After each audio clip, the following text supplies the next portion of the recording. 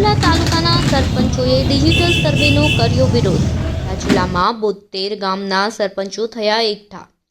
રાજુલા તાલુકાના 72 ગામના સરપંચો તાલુકા પંચાયત કચેરી ખાતે એકઠા થયા। રાજુલા પંથકમાં કમોસમી વરસાદના કારણે ખેડૂતોને વ્યાપક પ્રમાણમાં નુકસાન થયું।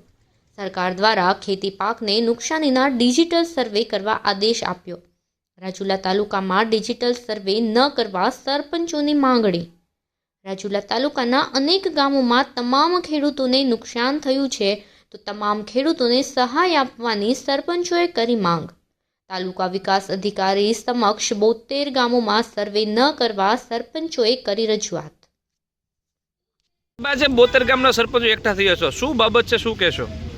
આજે જે આ કમોસમી વરસાદ પડ્યો છે એનાથી ખેડૂતોને ખૂબ મોટા પ્રમાણમાં નુકસાની થઈ છે, તો સરપંચોની એક જવાબદારી હોય છે જનપ્રતિનિધિ તરીકેની ગામ લોકોના ખેડૂતોને પ્રશ્નોને વાસા આપવાની। તો આજે પ્રશ્નો અમારો એવો છે કે આ સરકાર દ્વારા આજે પરિપત્ર કરવામાં આવ્યો છે કે ડિજિટલ સર્વે કરી અને ખેડૂતોને સહાય ચૂકવવામાં આવે, પણ હર વખતે ડિજિટલ સર્વે થાય છે એમાં ક્યાંક ને ક્યાંક ઘણા ખેડૂતોને અન્યાય થતો હોય છે ને જે લોકો સહાય, અમુક લોકો સહાયથી વંચિત રહી જતા હોય છે। તો અમારા આ વખતે 72 ગામના સરપંચોએ નક્કી કર્યું છે કે આ કોઈ સર્વે કરવાની જરૂરિયાત નથી। લોકોએ અને જોયેલું છે કે આટલા દિવસથી વરસાદ પડે છે ને બધા પાકોને ફેલ થયા છે અને નુકસાન ખૂબ પ્રમાણમાં થયું છે, તો સરકાર જે મોટું મન રાખીને તમામ ખેડૂતોને સહાય આપે એવી અમારી માંગણી છે। સર્વેનું અને કોઈ ડિજિટલ સર્વેનું કરવાનું કામગીરી છે એ હાલ તો સ્થગિત કરી અને સરકાર ડાયરેક્ટ ખેડૂતોના ખાતામાં પેકેજ જાહેર કરીને એને સહાય સીધી ખેડૂતોને આપે એવી અમારી માંગણી છે।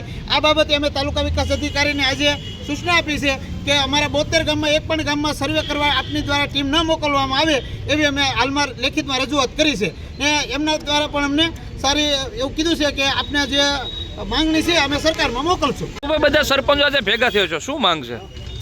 માંગમાં એવું છે કે સરપંચોને ગામમાં 72 ગામના સરપંચો એ માટે ભેગા થયા છે કે રાજુલા તાલુકાનું કોઈ એવું ગામડું નથી કે જ્યાં 5 થી 7 દિવસ વરસાદ નથી વર્યો અને પુષ્કળ ખેડૂતોનું નુકસાન થયું છે।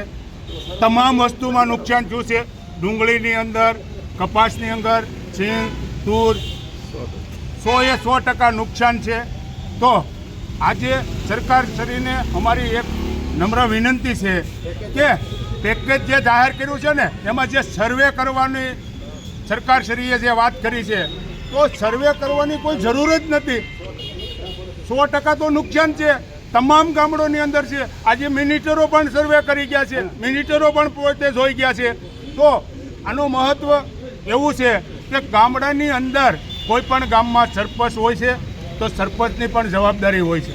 તો સરપંચની જવાબદારીમાં એવું બને છે કે 7 દિવસની અંદર સર્વે કરવામાં આવે છે, તો કોઈ સંજોગે કોઈ ગામની અંદર, મોટા ગામની અંદર 5 ખેડૂત 12 ગામ ગયા હોય અને કાલે કરશું, પરમ દિવસ કરશું એમ કરતાં મગજમાંથી નીકળી ગયો અને એ 5 ખેડૂત વંચિત રહી જાય કે સહાય વગેરેના રહી જાય, તો ગામના સરપંચની માથે પાયરો ટોપલો ઢોળાય છે।